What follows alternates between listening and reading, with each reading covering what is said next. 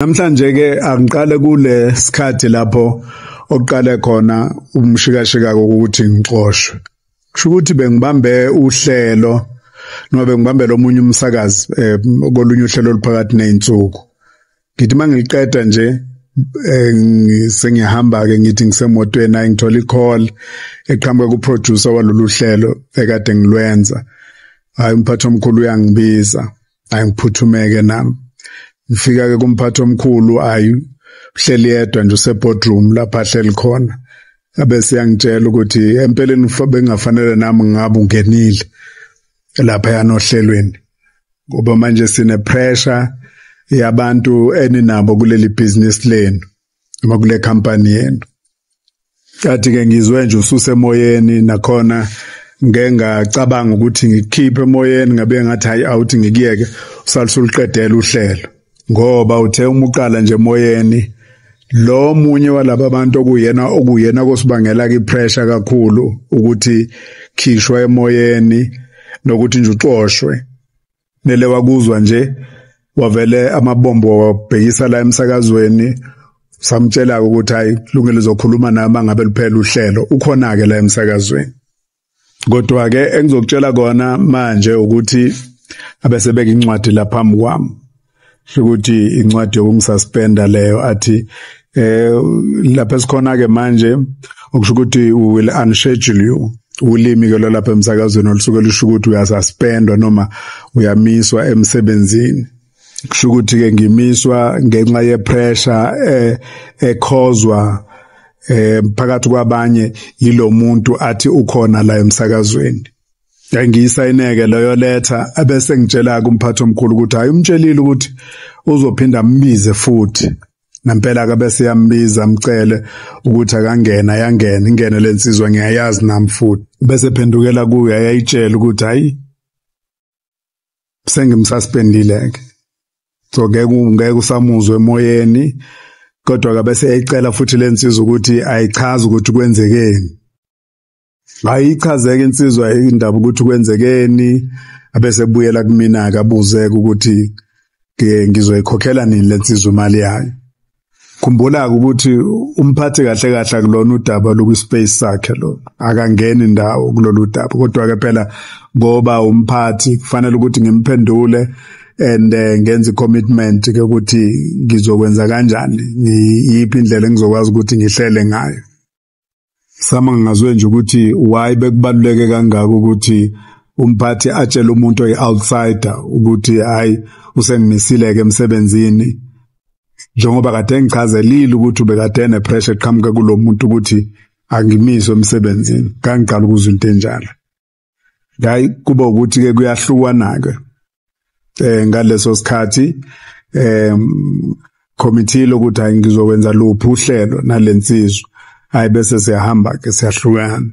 Nangilindeleke njengokujwayelekile phela ukuthi umuntu mangabe emisiwe emsebenzini uyabizwa whether ubizela ku hearing noma kube khona okushiwoyo nje noma abuya noma kuthiwa akazochaza ukuthi kwenzekeni ayilutho.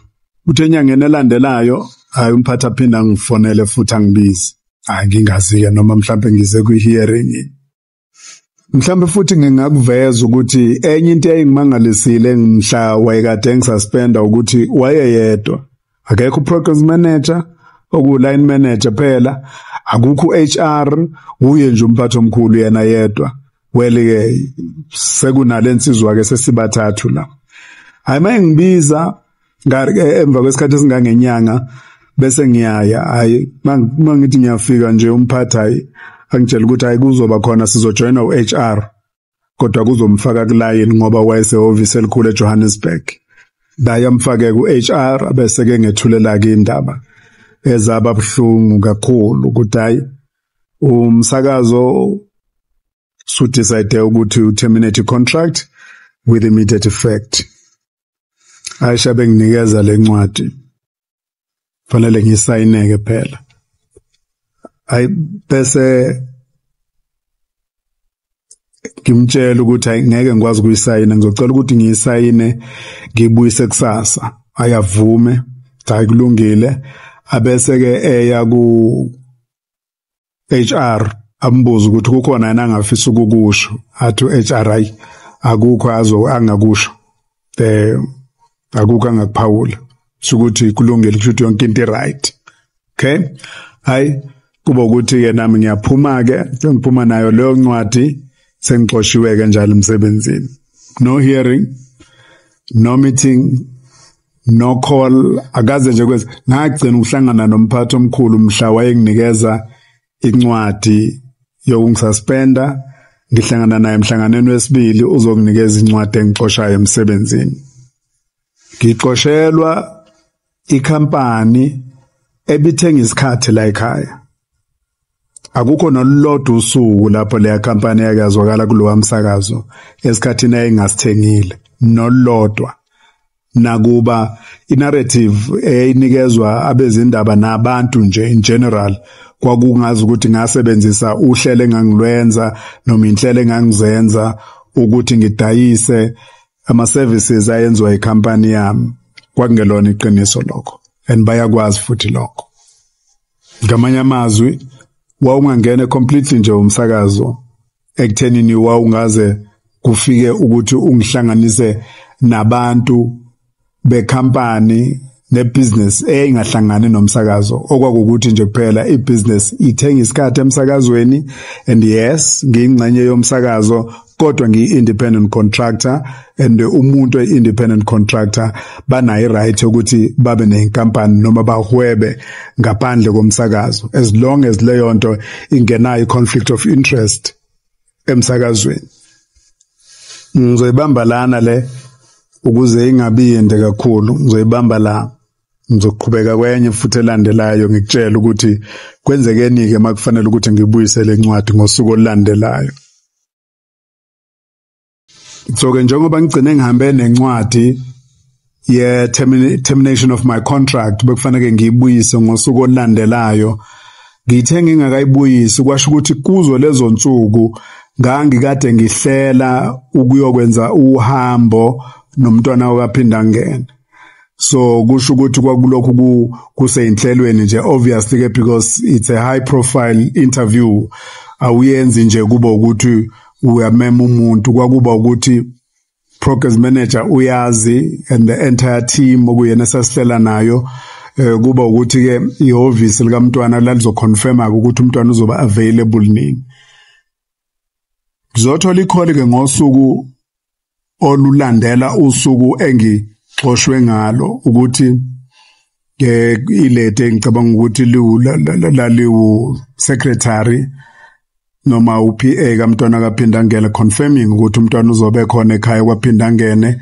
So ke selukhona usuku kwakuzoba nje kuzo lezo nsuku phuthume ngitshela uacting program manager ukuthi hey nali obviously likamntwana seliconfirmile ukuthi umntwana uzobe khona kwaphinda ngene, so singakwazi ukuthi sifike sizokwenza le interview because kwakuzoba i-interview ke ngajwayelekile. Obviously intention yohambo nekhumbula ukuthi bekusukubheka impilo yomuntu nje yonke, his evolution kuyona yonke into, ungakhuluma ngecareer yakhe, ukukhula kwakhe, njalo njalo nomntwana ke kwakuzoba ukuthi ubanzike umntwana kodwa kwakuyoba ukuthi siyobona ukuthi kothatha isikhathi esingakanani, even if it means ukuthi iyadlula esikhathini esejwayelekile sizobuya nayo le information and then sigcine kuma archives. Abesethu program manager umphathi omkhulu usemhlanganweni kodwa ngizocela ukubuya kuwe ngitshela ukuthi thina impendulo yakhe, obviously because angikufanele ukuthi mina ngibuyisele impendulo kulabayana okuyena abasihlelelayo ngale ekhaya kwaphinda ngene. Angisekho ke mina ngithi sengixoshiwe, so sekufanele ngithole iseluleko kubaphathi ukuthi ubanike okuyena abazomjuba ukuthi ayokwenza leyo interview. So ingabuyile ke impendulo yokuthi ngiyothini kulabo bahle esihlela nabo ngale besihlela nabo ngale obisini likamntwana. Hayi ngibone ukuthi umphathi uvele waphuma emhlanganweni wavele wa release media statement. Khumbula ukuthi incwadi angakayibuyisi, kushuthi akazange sangilinda ukuthi ngiyibuyise, wavele wakhipha i-media statement eshoyo ukuthi ayisengixoshiwe emsebenzini, wafaka i-announcement WhatsApp group yasemsebenzini. Ngeke ngikusho okuningi okwenzeka ngaleso sikhathi. kodwa ngingasho nje ukuthi indlela eyatreateka ngayo yonke lento yokuxoshwa kwami usungayibona ukuthi ibi unfair kangakanani. Ngenza nje ulive ku Facebook ngalo lolo suku later, ngalo lolo suku ngizama nokuthi ngingakuvezi ukulimala enginakho, ukuphatheka kabe enginakho, nokuquestion indlela yonke lento eyenzeke ngayo, ngoba ngangifuna ukuyinikeza isikhathi ukuthi ngikwazi ukudila kahle, ngiprocesse kahle yonke lento ngendlela eyenzeke ngakhona. Okwami nje ukuthi ngin-informe nikwazi ukuthola kumina ukuthi yes indeed siyehlukene ke, sesehlukene ngeindlela nomsakazo obukade ungiqashile, nikade ngusebenzele iminyaka emingaka, futhi ngingakaze ngitholakale nginephutha ekusebenzeni kwami. In every day of my performance and every day of my business ekusakazeni kwami akukaze kube khona lapho kwatholakala ichashaza khona. Kodwa kwathi ukuthi ngikwemukeleke ukuthi ayinama kunjalo nakho lapho esikhona manje. Kusho ukuthi ke bagcina bejube insizwa umfuka Njomani ukuthi kube uyena oyokwenza leya interview nomntana wakaphinda ngene. Ngizoma lapho kwanamhlanje kulolo daba. Kunama emails ke ngagcina ngiwathunyeliwe ayekade ekuveza ukuthi impela ubekade enepressure ngakanani umphathi omkhulu kulensizwa eyayifuna ukuthi ngikhishwe emoyeni. Ama emails empeleni yayiwathumela usuku nosuku ukuthi kanti ngixoshwa nini, amphendule futhi umphathi omkhulu every day lensizwa send email izomphendula amtshela ukuthi ngicela ukuthi ubekezele kancane, kufanele size sithole into ebambekayo sizokwazi ukuthi simxoshe, sithi mangabe siba nesizathu ukuthi siyamxosha sithi nakho kubambekayo. Wehlale njalo ke emphendula ke kanjalo, bephendulana kanjalo. So ke angazi ke noma wagcina sitholile inisizathu, ngoba kimazange sishiwe isizathu ngaphandle kwalesi sizathu abasibhalayo. Angazi ke noma isona sizathu esasanele yini, kodwa umsakazo awuzange uphinde ukhulume nami. Lo bengikuwona okuyiwona ebengisebenza kuwo, inhlangano enkulu umsakazelo okuyona umqashi, naye kazizi ngithumelele lutho emva kwalokho. Ngisho ke insuku engangade ngiyisebenzile angikaze ngize ngikhokhelwe noma nginikezwe iholo lalezo nsuku. Akukaze kube khona i-communication nje kusukela ngaleso sikhathi. Yingakho ke sesifike lapho ke manje, njengoba ngeke ngakuveza ukuthi isikhathi lesi sokuthi ayike sibamemele enkantolo, asixabene nomsakazo. Ngiwuthanda kakhulu, ngiwukhonzile kakhulu, futhi management ekhona njengamanje ngiyayihlonipha kakhulu, noma abanye babo ngingabazi kodwa abanye baphethe njengamanje abantu engibaziyo, futhi abantu engibaziyo ukuthi bamnene kangakanani. Angixabene futhi nawo umsakazeli womphakathi okuyena owumqashi, akucatshenwe, kodwa nje ukuthi lezi zinto engiyibalile inkantolo iyona engakwazi ukuthi isivezele nathi ukuthi cha yalusingatha kahle nomqashi walusingatha kahle lolu daba kuzokwazi ufika lapha engixoshwa khona. Njengoba ngisho nje ngithi akukho nengake ngakuthola emva kwalokho, ngisho incwadi nje eshoyo ukuthi ke mhlambe eqhamuka kwe-HR echazayo ukuthi imali yakho noma umholo wakho lobu kweinsuku obukade uyisebenzile zona uyithola kanjani, akakaze ngize ngithole lutho. Inkantolo kufanele ukuthi sichazele ukuthi hayi nakhona lapho futhi kusasohlelweni inkampani okuyona engiqashile akukho wrong ekwenzile esimene esikanjalo. Uma ngabe sengithole umbono onjalo oqhamuka enkantolo, kusho ukuthi nami ke kufanele ngibe sengiyaxola enhlizweni yami ukuthi cha, kusho ukuthi mina nje ngangingenalo ulwazi ukuthi izinto zayihambe kanjani, kodwa kusho ukuthi kahle kahle izinto zihamba kanje, so that nabakhona nabasele abaqashiwe lapha bayokwazi ukuthi yilena indlela umqashi wethu ayayisebenzise mangabe kukhona inkinga ezivelayo kumsebenzi wabo, ukuze nabo bazi. Kodwa uma kuukuthi abenzanga ngendlela right, bese ke bayithatha phela nabe responsibility.